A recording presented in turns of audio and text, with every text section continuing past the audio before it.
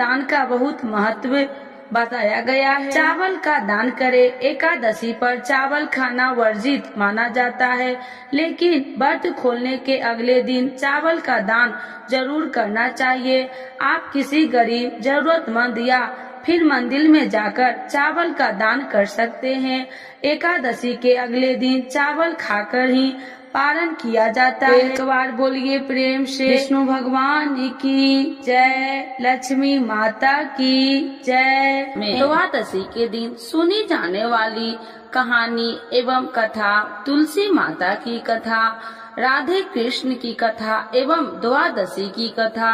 तो एक बार बोलिए प्रेम से तुलसी माता की जय, राधे कृष्ण भगवान की जय, विष्णु भगवान की जय, शालिग्राम भगवान की जय। तुलसी माता की महिमा की कथा। इस कथा के अनुसार एक कुटुंब में ननद तथा भाभी साथ रहती थी। ननद का विवाह अभी नहीं हुआ था। वह तुलसी के पौधे की बहुत सेवा करती थी, लेकिन उसकी भाभी को यह सब बिल्कुल भी पसंद नहीं था। जब कभी उसकी भाभी को अत्यधिक क्रोध आता, तब वह उसे ताना देते हुए कहती कि जब तुम्हारा विवाह होगा, मैं तो तुलसी की बारातियों को खाने को दूंगी और तुम्हारे दहेज में भी तुलसी ही दूंगी। कुछ समय बीत जाने पर ननद का विवाह पक्का हुआ। विवाह के दिन भाभी ने अपनी कथनी के अनुसार बारातियों के सामने तुलसी का गमला फोड़ दिया और खाने के लिए कहा। तुलसी की कृपा से वह फूटा हुआ गमला अनेक स्वादिष्ट पकवानों में बदल गया।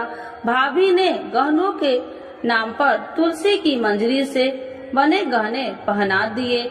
वह सब भी सुंदर सोने जवाहरात में बदल गए। भाभी ने वस्त्र के स्थान पर तुलसी का जनेऊ रख दिया। वह रेशमी तथा सुंदर वस्त्र में बदल गया। ननद के ससुराल में उसके दहेज की बहुत प्रशंसा की गई। यह बात भाभी के कानों तक भी पहुंची। उसे बहुत आश्चर्य हुआ। उसे अब तुलसी माता की पूजा का महत्व समझाया। भाभी की एक लड़की थी। वह अपनी लड़की से कहने लगी कि तुम भी तुलसी का सेवा किया करो, तुम्हें भी बुआ की तरह फल मिलेगा।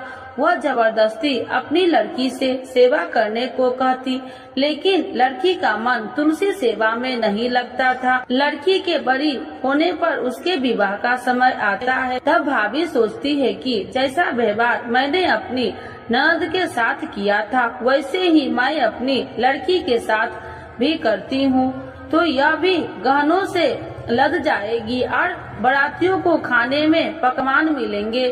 ससुराल में इसे भी बहुत इज्जत मिलेगी। यह सोचकर वह बारातियों के सामने तुलसी का गमला खोल देती है, लेकिन इस बार गमले की मिट्टी मिट्टी ही रहती है। मंजरी तथा पत्ते भी अपने रूप में ही रहते हैं।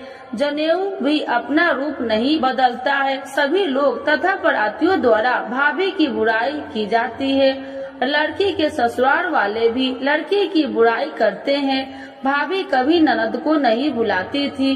भाभी ने सोचा मैं बहन से मिलकर आता हूँ। उसने अपनी पत्नी से कहा और कुछ उपहार बहन के पास ले जाने की बात कही। भाभी ने थैले में जवार भरकर कहा कि और कुछ नहीं है, तुम यही ले जाओ। वह दुखी मन से बहन के चल दिया। वह सोचता रहा कि कोई भाई अपने बहन के घर जुआर ले कैसे जा सकता है। यह सोचकर वह एक गौशाला के पास रुका और जुआर का थैला गाय के सामने पलट दिया। तभी गाय पालने वाले ने कहा कि आप गाय के सामने हीरे मोती तथा सोना क्यों डाल रहे हो। भाई ने सारी बात उसे बताई और धन लेकर खुशी से अपनी बहन के घर की ओर चल दिया। दोनों बहन भाई एक दूसरे को देखकर अत्यंत प्रसन्न हुए। हे तुलसी माता, जैसे आपने उस ननद पर कृपा करी है, वैसे ही सब पर करना। कहानी सुनने वाले एवं हुंकार भरने वाले पर कृपा बरसाना, और जैसे भाभी पर किया है वैसे किसी पर नहीं करना। तो एक बार बोलिए प्रेम से तुलसी माता की जय, शालिग्राम भगवान की जय, इस कथा के बिना द्वादशी के पारण अधूरा माना जाता है। बरसाने में एक संत की कथा। एक संत बरसाना में रहते थे और हर रोज सुबह उठकर यमुना जी में स्नान करके राधा जी के दर्शन करने जाया करते थे। यह नियम हर रोज का था। जब तक राधा रानी के दर्शन नहीं कर लेते थे तब तक जल भी ग्रहण नहीं करते थे। दर्शन करते करते तकरीबन उनकी उम्र 80 वर्ष की हो गई। आज सुबह उठकर रोज की तरह उठे और यमुना में स्नान किया और राधा रानी के दर्शन को गए।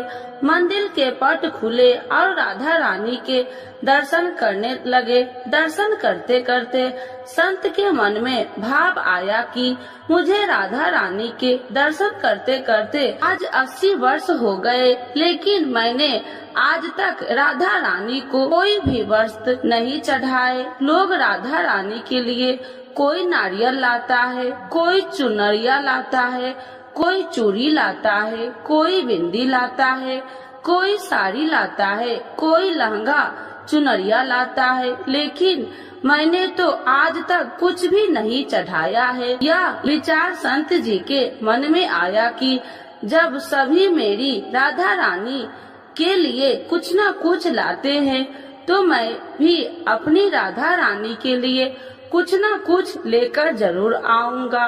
लेकिन क्या लाऊं जिससे मेरी राधा रानी खुश हो जाए। तो संत जी यह सोचकर अपनी कुटिया में आ गए।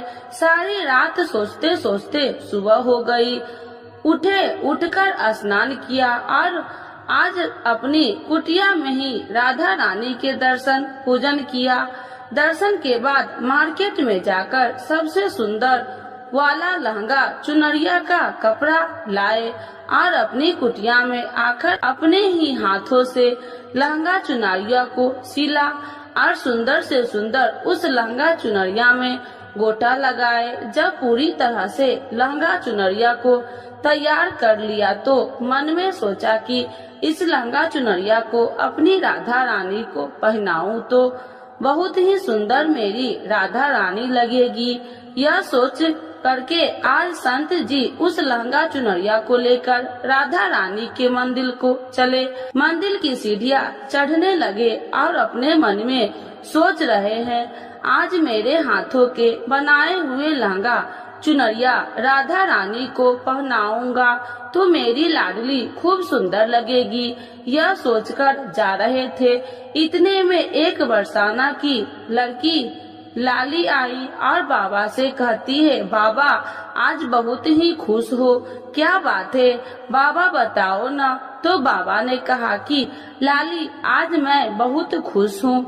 आज मैं अपने हाथों से राधा रानी के लिए लहंगा चुनरिया बनाया है। इस लहंगा चुनरिया को राधा रानी जी को पहनाऊंगा और मेरी राधा रानी बहुत सुंदर दिखेगी। उस लाली ने कहा, बाबा मुझे भी दिखाओ ना अपने लहंगा चुनरिया कैसी बनाई है।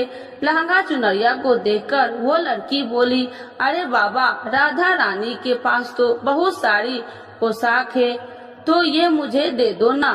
तो महात्मा बोले कि बेटी तुमको मैं दूसरी बाजार से दिलवा दूंगा, ये तो मैं अपने हाथ से बनाकर राधा रानी के लिए लेकर जा रहा हूँ, तुमको और कोई दूसरा दिलवा दूंगा। लेकिन उस छोटी सी बालिका ने उस महात्मा का दुपट्टा पकड़ लिया, ये मुझे दे दो। पर संत भी जिद करने लगे कि दूसरी दिलवाऊंगा, ये दूंगा। लेकिन वो बच्ची भी इतनी तेज थी कि संत के हाथ से छुड़ा चुनरिया को छीनकर भाग गई। अब तो बाबा को बहुत ही दुख लगा कि मैंने आज तक राधा रानी को कुछ नहीं चढ़ाया, लेकिन जब लेकर आया तो लाली लेकर भाग गई। मेरा तो जीवन ही खराब है, अब क्या करूँगा। यह सोचकर संत उसी सीढ़िया पर बैठ के रोने लगा। इतने में कुछ संत वहाँ आए और पूछा, क्या बात है बाबा, आप क्यों रो रहे हैं। तो बाबा ने उन संतों की पूरी बात बताया। संतों ने बाबा को समझाया और कहा कि आप दुखी मत हो, कल दूसरी लहंगा चुनरिया बना कर राधा रानी को पहना देना। चलो राधा रानी के दर्शन कर लेते हैं। इस प्रकार संत ने बाबा को समझाया और राधा रानी के दर्शन को लेकर चले गए। रोना तो बंद हुआ, लेकिन मन खराब था, क्योंकि कामना पूरी नहीं हुई। न तो अनमने मन से राधा रानी का दर्शन करने संत जा रहे थे और मन में ये ही सोच रहे हैं कि मुझे लगता है कि किशोरी जी की इच्छा नहीं है, शायद राधा रानी मेरे हाथों से बनी पोशाक पहनना ही नहीं चाहती थी। ऐसा सोचकर बड़े दुखी होकर जा रहे थे। मंदिर आकर राधा रानी के पट खुलने का इंतजार करने लगे। थोड़ी ही देर बाद मंदिर के पट खुले तो संतों ने कहा, बाबा देखो तो आज हमारी राधा रानी बहुत ही सुंदर लग रही है।